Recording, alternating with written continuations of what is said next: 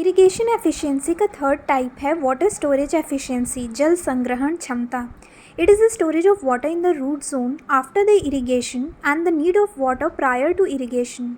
Irrigation के पहले पानी की कितनी आवश्यकता थी और इरिगेशन के बाद कितना पानी की मात्रा रूट जोन में स्टोर्ड हुआ, संग्रहित हुआ, उसे निकाला जाता है वाटर स्टोरेज एफिशिएंसी के माध्यम से।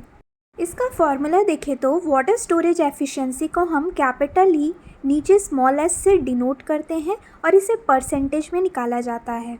Water storage efficiency capital E small S equals to W S, जो कि है volume of water stored in the root zone, upon W R Z root zone storage capacity into 100।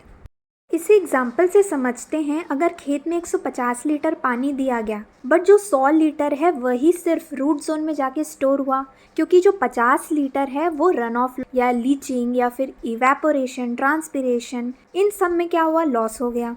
पर root zone की जो actual capacity है पानी को store करने की वो कितनी थी, 120 लीटर, पर स्टोर कितना हुआ, 100 लीटर।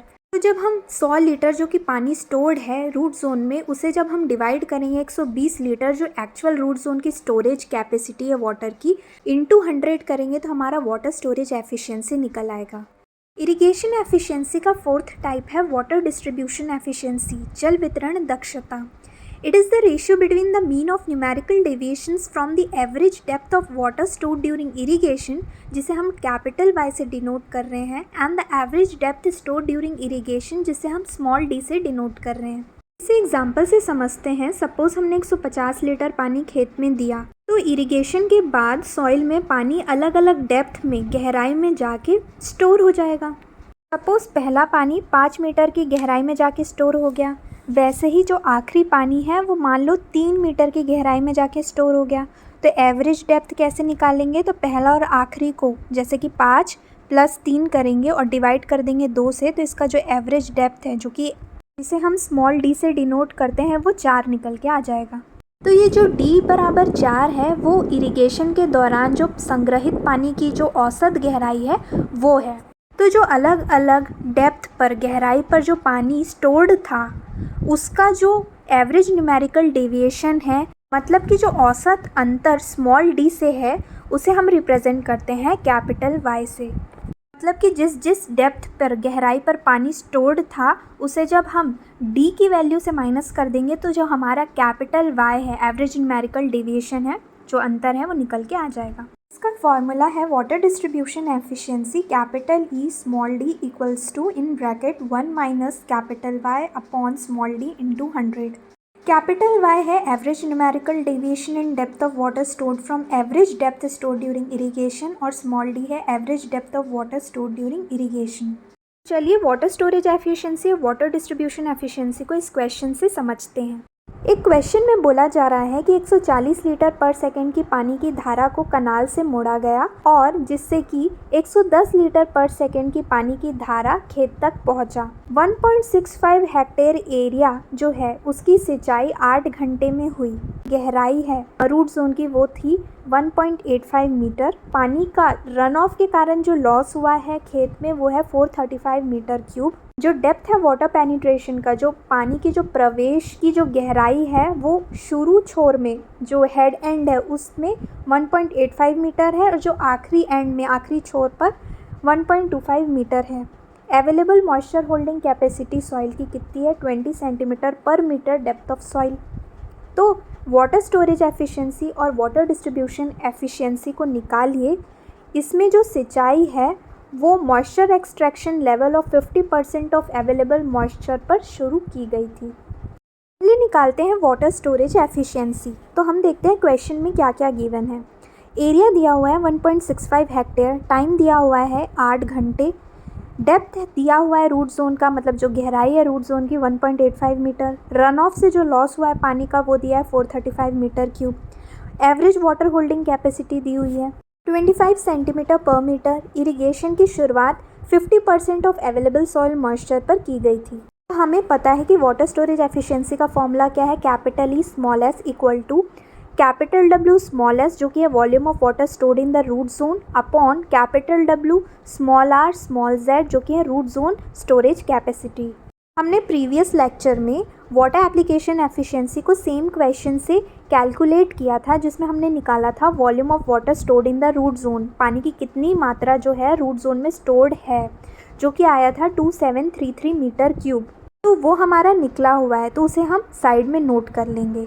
अब हमारा जो बचता है वो बचता है रूट जोन स्टोरेज कैपेसिटी, जिसे हमें कैलकुलेट करना है। तो वो हम कैसे कैलकुलेट करेंगे, तो पहले हम निकालेंगे amount of water stored in the root zone, पानी की कितनी मात्रा जो है रूट जोन में स्टोर्ड है।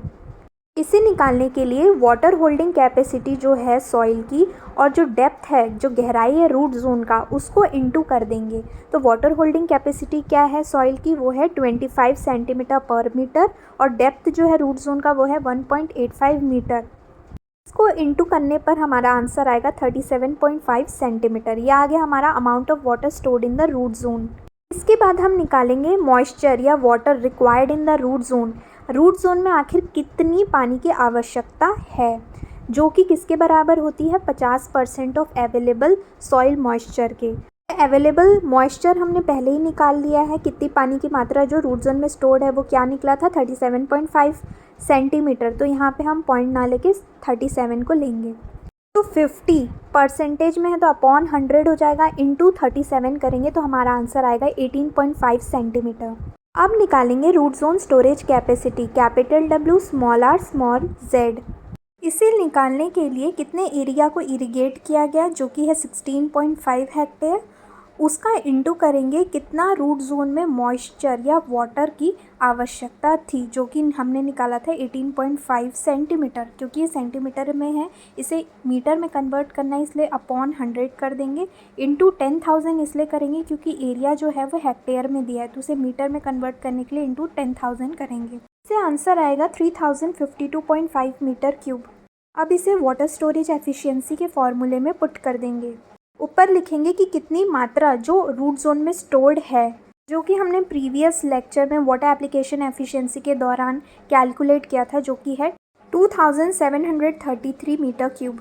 पॉन में लिखेंगे रूट जोन स्टोरेज कैपेसिटी जो निकला था 3052.5 मीटर क्यूब। इन दोनों को इंटू करेंगे 100 से, तो हमारा वाटर स्टोरेज एफिशिएंसी निकल के आएगा 89.53%। अब निकालते हैं water distribution efficiency, capital E small D equals to in bracket 1 minus capital Y upon small D into 100।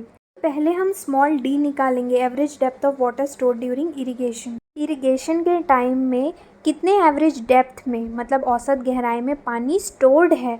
जैसे कि क्वेश्चन में गिवन है कि जो हेड एंड है, शुरू का जो छोर है, उसमें जो औसत गहराई है जहाँ पे पानी स्टोर्ड है वो है 1.85 मीटर।